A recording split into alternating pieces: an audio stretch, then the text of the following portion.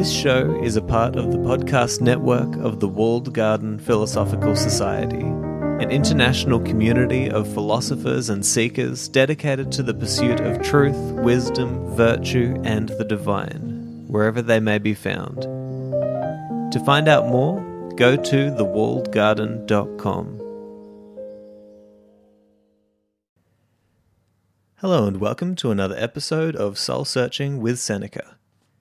Now in this episode I'm focusing on verses 9 and 10 of letter number 15 from Seneca, and we're going to be focusing on a few key ideas in these couple of verses that I think can really help us to think about the way that we kind of treat ourselves in life and think about our desires that we are constantly being led by. And Seneca, I think, does a good job of giving us a reasonable perspective for why we should be kinder to ourselves and why we potentially should change the focus that we have from the external outward focus on what other people have and what other people are like back to what we are like and what we have achieved and the progress that we have made. And so I want to dive in and we'll see where we find ourselves. So he says, quote, "Here is the proverb. It is an excellent one. The fool's life is empty of gratitude and full of fears. Its course lies wholly toward the future." Who uttered these words, you say? The same writer whom I mentioned before.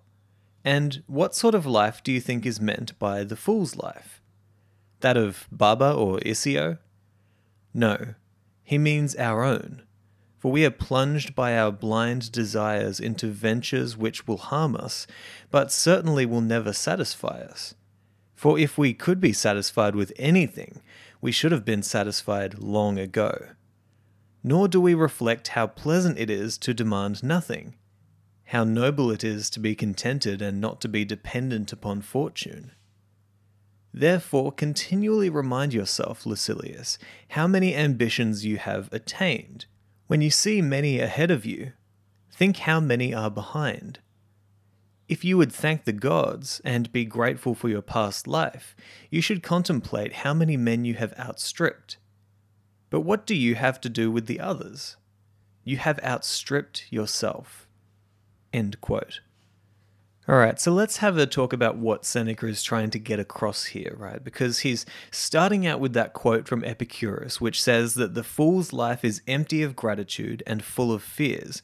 Its course lies wholly toward the future. And Seneca goes on to ask, well, what is he talking about, Baba and Isio? Well, those are court jesters of the period, court fools of the period, right? But he explains, no. He's not talking about jesters or fools in the courts. He's talking about us. He's talking about the archetype of the foolish person, right? And so the mark of a foolish person, according to Epicurus, was that they had no gratitude, that they were full of fears, and that their life was wholly directed towards the future, right? And so really there's also kind of this critique of this desire and ambition that we have as human beings, where we are constantly looking towards what we want to get, what we want to have, and who we want to be, tomorrow and the next day and the next day after that. And it's almost as if we have blinders on our eyes, right, where all we see is what we want out of the future. And I think that this view of the fool is best shown in a quote by Alan Watts. And I'm going to paraphrase here, but he essentially says that if you're always wondering what will be next, if you're always grasping for what is next, then when what's next does come, you won't be there to see it, because you'll have already moved to that next level. What's next after that? And one of the things that you might think when you hear a quote like that is, where am I at any point in time? Right now, where are you? And you might think, okay, well, I'm right here because I can look around and I can touch things and I can sense that I am in this moment right now and in this place. But with a quote like that, thinking about how really if we are constantly desiring for some outcome in the future, when it does come, we won't be there to see it. What that means is that at any one moment, where you truly are is less dependent on the physical location of where you are. It's more dependent on the mindset which you're in and the perceptions that you are being guided by in your mind, right? And so if you are constantly driven by those fears of the future and that grasping attitude toward the future, wanting to turn it into exactly what you want out of life and to get exactly what you want out of life, then in a way, you are never here, but rather you are always there.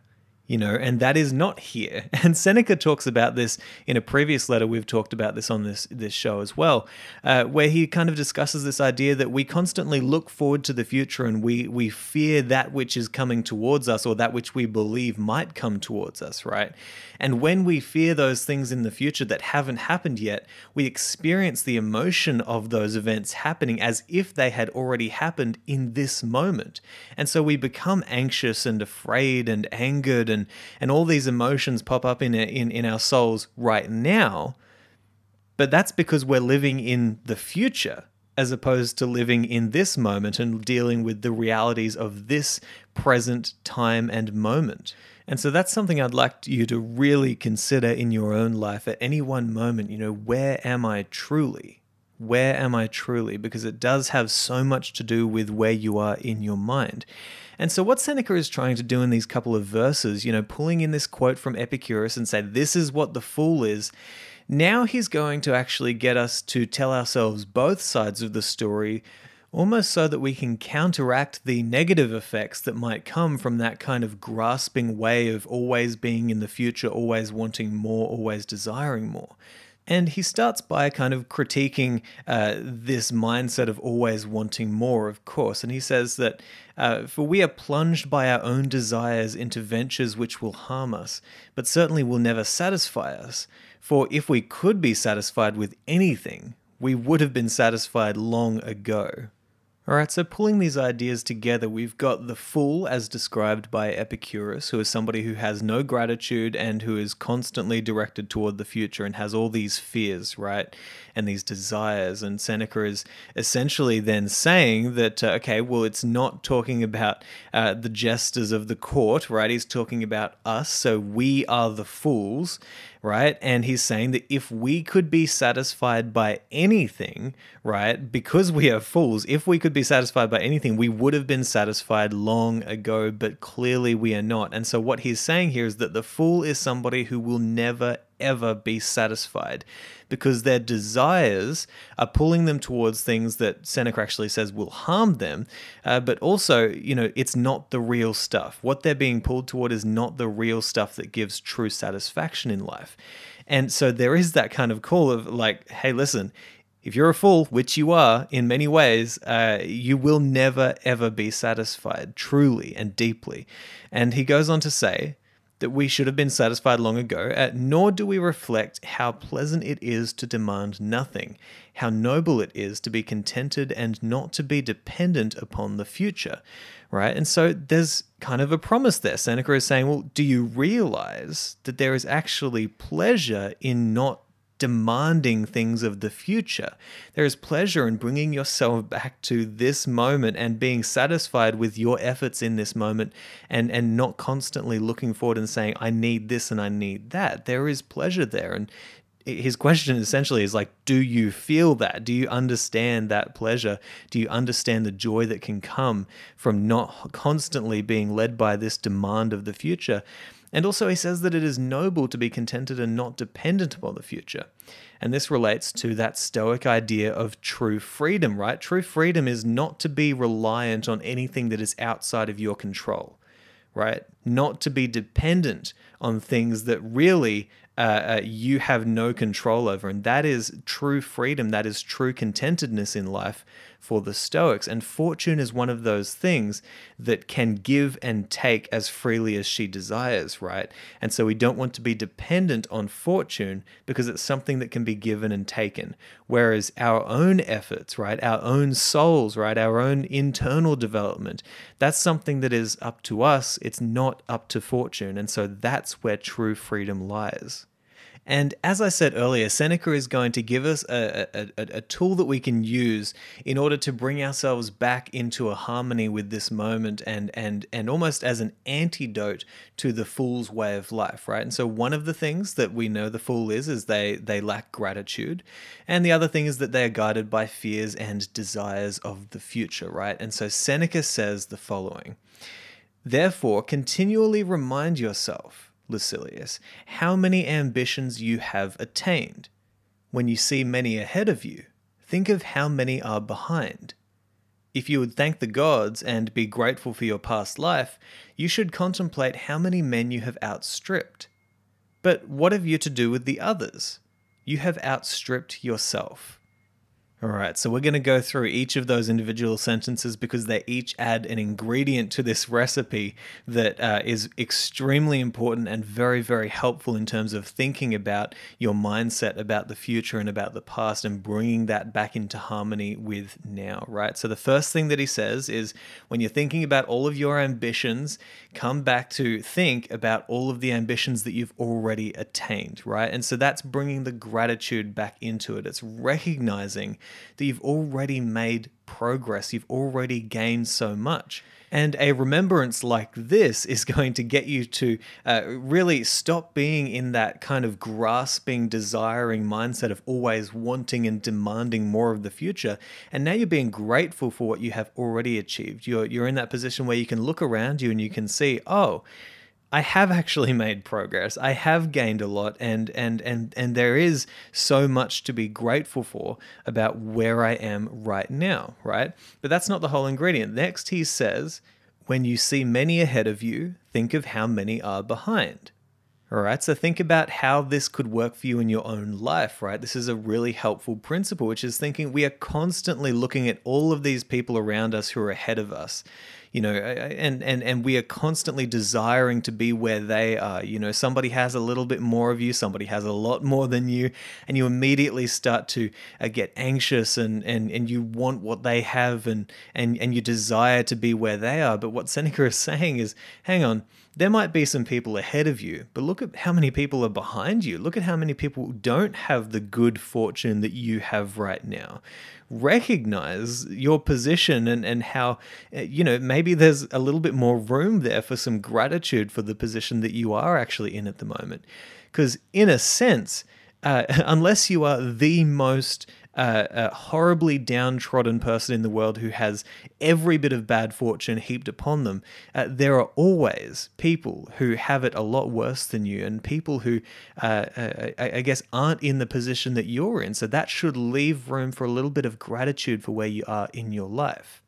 And so the next tip that he gives us is, if you would thank the gods and be grateful for your past life, which is what we're trying to do here, you should also contemplate how many men you have outstripped, right? And so that's, again, this idea of recognizing how many people are behind you also. But then he brings in the most important point.